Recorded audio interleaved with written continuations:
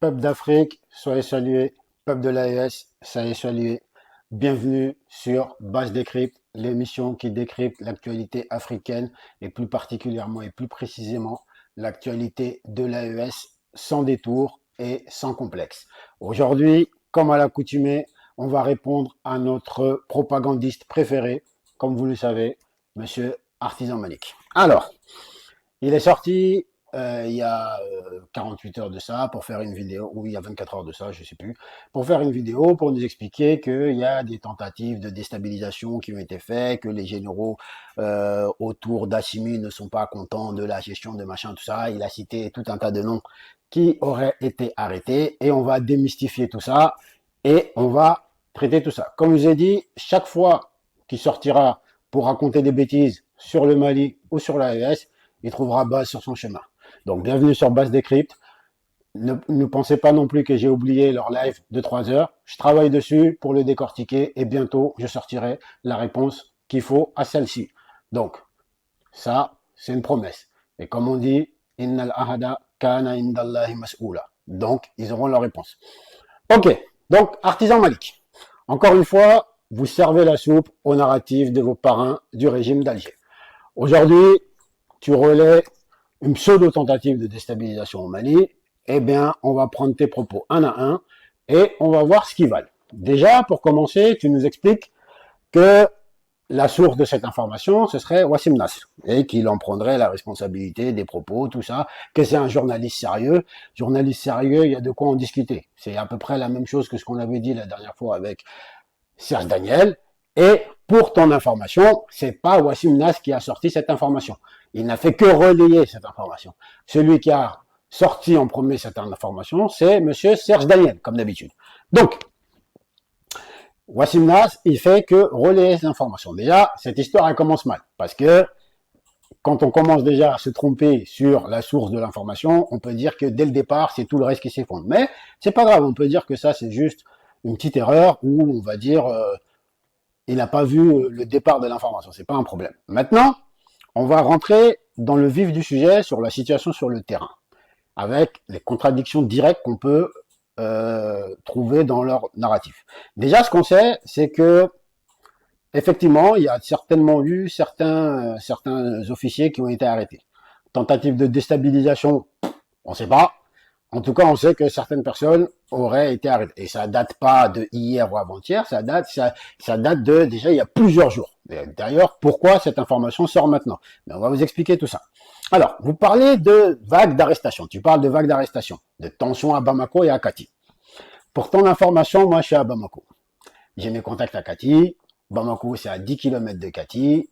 Donc, il n'y a absolument rien de nouveau ici.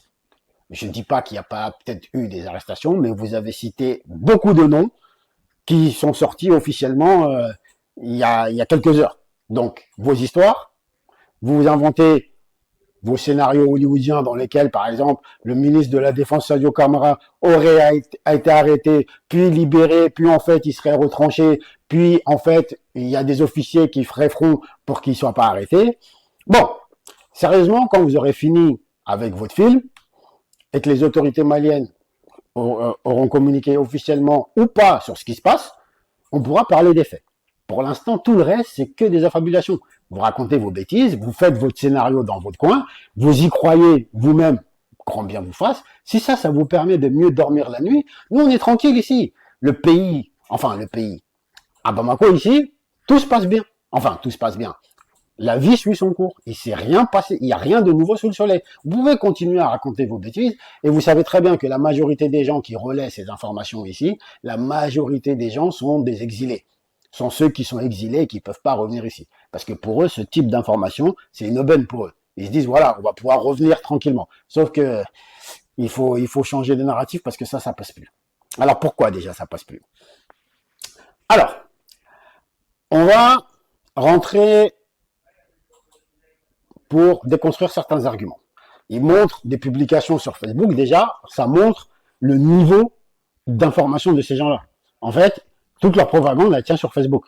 Facebook, on peut trouver que c'est une source d'information, enfin ça dépend ce qu'on cherche, mais on va voir où il cherche et qu'est-ce qu'il a cherché. Il nous explique que l'information, elle est reprise par le docteur Jean-Baptiste Zongo, qui est assez crédible parce qu'il serait repris par des comptes de plus de 200 000 abonnés. Il parle du docteur Zongo et aussi Jean-Baptiste Zongo, qui sera un docteur burkinabé, certainement un exilé, et de monsieur Soumadogo, qui qualifie de source fiable aussi parce qu'il aurait un compte vérifié.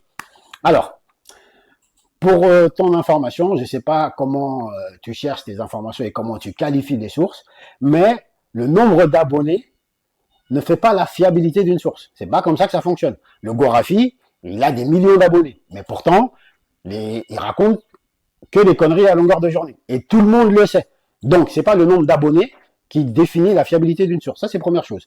Et la vérification, enfin, un badge bleu qui dit que le compte est vérifié, non seulement ça s'achète, mais ça se demande aussi auprès de Facebook. C'est juste un label c'est juste un label.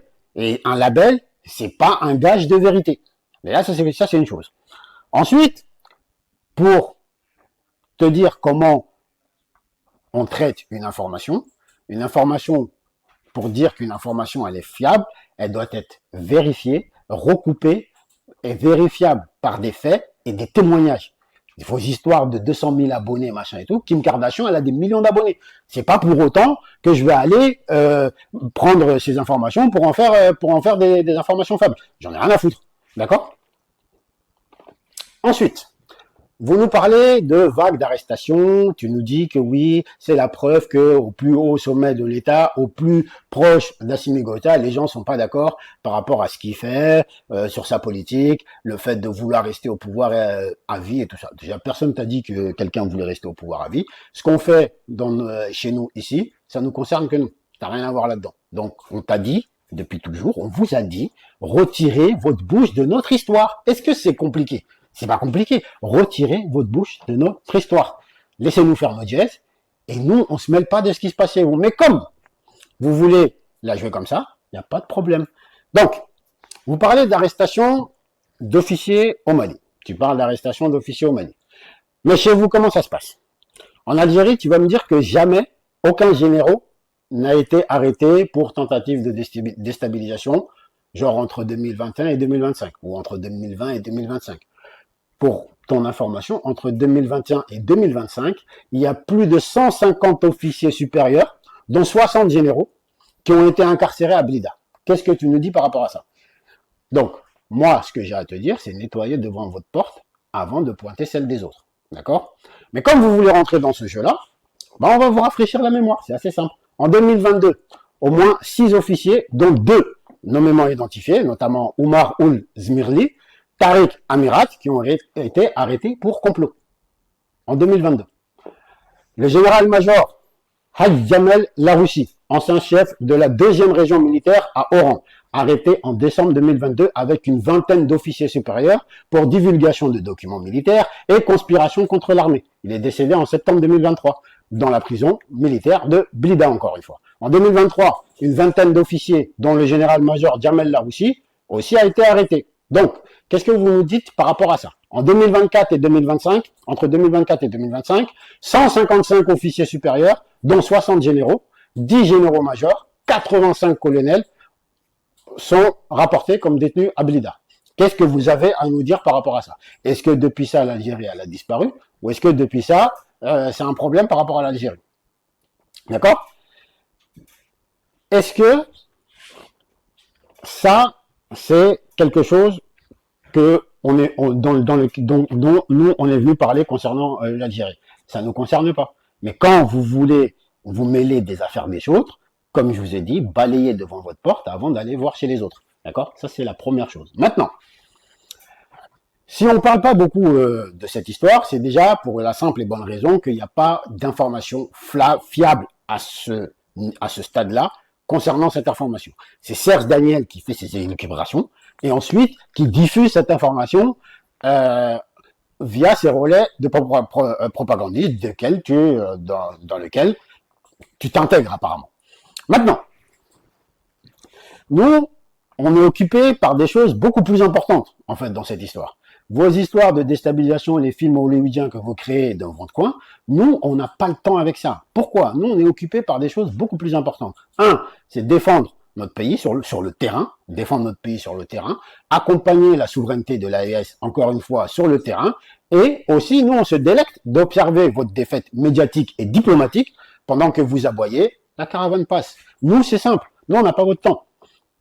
Alors, ensuite, tu viens nous expliquer comme quoi, oui, ça, c'est la carte des différentes attaques qui a lieu au Mali et un peu dans l'AES, que c'est plus concentré au centre du pays et aussi au sud, et que nous, on est plus, que Assimi et son gouvernement est plus occupé à s'éterniser au pouvoir et aussi à s'occuper des gars du Nord. En fait, ton idée, en fait, c'est ça.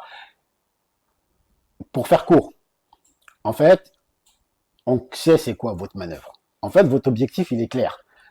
C'est de détourner l'attention et d'essayer de blanchir le FLA.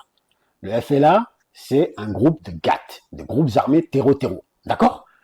Et c'est le cas. Et ça sera le cas pour toujours. C'est un groupe armé terreau-terreau. Point. Il sera traité au même titre que tous les groupes armés que tu cites. Que ce soit l'EI, le JNIM, tout ce que tu veux, ils seront traités de la même manière. Ok? Et ça, c'est un groupe terreau-terreau et c'est visible comme le nez sur le visage. Mais c'est juste que vous fermez les yeux et que vous n'avez pas envie de voir. Maintenant, on va supposer que votre histoire, là, c'est réel. D'accord? On va prendre l'hypothèse dans laquelle, oui, il y a eu une tentative de déstabilisation. On va partir sur cette hypothèse-là et que certains généraux ont été arrêtés. D'accord? En fait, c'est juste la preuve de votre nouvel échec parmi les multiples tentatives internes et externes depuis le début de cette révolution, au Mali et dans l'AES. Des tentatives de déstabilisation, on en essuie quasiment tous les mois dans l'AES, que ce soit au Burkina, au Niger ou au Mali, ça arrive quasiment quotidiennement. Donc il y a des gens qui se laissent appâter par l'appât du gain, parce qu'on connaît nos ennemis, on ne va pas les citer ici, mais on connaît nos ennemis externes qui tentent des déstabilisations de toutes sortes de notre pays et qui ont des moyens quasi illimités et qui proposent à certaines personnes qui peuvent se laisser appâter par l'appât du gain. Donc, si ces gens-là ont été arrêtés, c'est tout juste une nouvelle défaite à votre actif, tout simplement. Nous, on a toujours surmonté ces difficultés. Et cette transition, comme je vous ai dit, elle ira jusqu'à son terme, jusqu'à la pacification du pays. Elle ira jusqu'à son terme. Les terreau-terreaux, ils seront vaincus du nord au sud, de l'est à l'ouest, incluant le FLA dans tout ça. Ce sont tous des groupes armés terreau-terreau. Point barre, des GAT, comme on dit. D'accord? Donc, si maintenant vous voulez faire des scénarios tout droit sortis de chez Hollywood, grand bien vous fasse. Si ça vous permet de mieux dormir la nuit, grand bien vous fasse. Nous, en tout cas, on est ici, à Bamako, peinard, tranquille. Kati, c'est pareil, il se passe absolument rien. On a des éléments qui viennent de quitter le camp militaire de Kati. Il n'y a absolument rien de nouveau sous le soleil. D'accord? Donc, si des personnalités ont été arrêtés, c'est parce qu'il y a des raisons à ce qu'ils soient arrêtés. Et cette lutte, elle n'est pas liée à une personne, ni à deux personnes, ni à qui que ce soit d'ailleurs. Je vais vous dire un truc simple. Comment ça fonctionne? Même Assimi, même le général Assimi Goïta, s'il trahit la lutte dans laquelle lui-même il nous a conduit, il sera arrêté. Parce que cette lutte, c'est pas une histoire de personne, de personnalité ou de quoi que ce soit. C'est une histoire de conviction et d'idéologie. La colonisation de l'Afrique doit prendre un terme. Et l'exploitation et le fait d'exploiter l'Afrique doit prendre un terme. Et l'AES est le laboratoire de la libération de l'Afrique. N'en plaise à qui bon voudra. Aussi simple que ça. Nous, on n'a pas d'autres revendications. L'AES, c'est le laboratoire de la libération de l'Afrique. Celui qui est d'accord avec ça, grand bien lui fasse. Celui qui n'est pas d'accord avec ça, il peut aller le dire là où il le souhaite. En tout cas, nous, on est parti pour libérer notre pays et ensuite pour continuer sur toute l'Afrique, du moins l'Afrique subsaharienne. Donc, maintenant, vous nous parlez, pour finir sur cette histoire, vous nous parlez du JNIM, de l'EI, tout ça, ok. Comme quoi, il y aurait tout un tas d'attaques et le nombre de points qui identifient les attaques. Dans ta vidéo, tu as montré une carte dans laquelle il y a tout un tas de points au niveau du centre du pays qui concernent les attaques. Nous, on est ici, toutes ces attaques, on va dire qu'il y en a qui sont réelles, d'autres moins. Après, il faut savoir que la moindre le moindre EI posé et constitue pour eux une attaque dans leur propagande. Même les frappes de l'armée malienne, ils appellent ça comme quoi, ils attribuent ça à des attaques des groupes terreau, alors qu'en fait, ce sont des opérations des FAMA qui sont en cours. Après, si, encore une fois, je vais vous le répéter, si ça vous permet de mieux dormir la nuit, grand bien vous fasse. Nous, ce dans quoi on le sait. Et ce qu'on est en train de faire ici, on le sait aussi. Donc, et ça concerne que nous. Ça concerne que nous. C'est notre pays. Ça concerne que nous. Si on a décidé d'aller dans cette direction-là, ça ne concerne que nous. Vous avez rien à foutre là-dedans. Donc, vous allez nous laisser tranquilles. Mais répondez juste à cette question. Combien dans tout ce que tu as montré sont des vraies attaques et combien sont des opérations des FAMA dans ce secteur-là? Et combien de chefs terroristes ont été tués depuis, vu que tu as cité janvier 2025 à juin 2025, explique-nous combien de terreaux ont été neutralisés et combien de chefs terreaux ont été neutralisés dans cette période. Ça serait intéressant. Si jamais ton but et ta démarche est honnête. Ensuite, juste pour terminer et pour conclure, j'ai pas loupé votre live que vous avez fait sur TikTok de 3 heures, ou dans lequel vous faites semblant de faire monter des personnes. On sait quel type de personnes vous faites monter, c'est pas un souci. En fait, c'est juste un guet-apens votre histoire. En fait, vous faites semblant de faire monter une personne en disant que vous voulez faire monter des Maliens et des Awazawadi juste pour répondre à ce point-là, l'Azawadi, ça n'existe pas. Ça n'existe pas. C'est factuel, ça n'existe pas. Donc, mais on reviendra là-dessus. J'ai pas raté votre truc. Je vais prendre les différents protagonistes de cette histoire. Vous étiez 3. En fait, le truc, c'est un guet-apens. Vous faites monter une personne. Vous faites semblant de le faire parler. Vous faites semblant de le laisser parler. Et ensuite, vous l'attaquez à 3. C'est une technique de lâche, en vrai. Je vous le dis tout de suite. Mais, on va décortiquer cette histoire un à un. Toi et tous tes acolytes avec lesquels tu as fait ce live-là, on va vous décortiquer un à un. Je vais m'occuper de ça personnellement. Et si je prends du temps pour y répondre, c'est parce que je veux pouvoir y répondre point par point. Et aussi, la dernière personne que vous avez fait monter, il aura son compte aussi. Baz est là et il s'occupera de son cas. Ensuite, donc, Artisan Malik, tu sais que tes vidéos ne sont rien d'autre que de la propagande, des relais de propagande pour le régime d'Alger. Et aussi parce que, comme je vous ai dit, on a mis du sable dans votre couscous. Ça, on le sait. Et c'est de bonne guerre, en vrai. Vous avez perdu vos intérêts dans cette zone. On sait l'exploitation des mines d'or clandestines dans lesquelles sont trempés tout un tas de généraux chez vous. Ça, on le sait, il n'y a pas de problème. Mais, en fait, il faut savoir que toute chose a un terme. Et le terme de vos magouilles dans le nord du Mali sont arrivés. Donc, la vérité, c'est que votre discours, il s'effondre, en fait, face aux faits. Le Mali, il avance. L'AES, elle avance, que ce soit en termes de sécurité, diplomatiquement, dans tout ce que vous voulez, et aucune de vos intox ne changera cela. J'espère que c'est assez clair pour vous. C'était tout ce que j'avais à dire sur cette bande d'énergumènes qui propagent de fausses informations sur le Mali et plus globalement sur l'AES.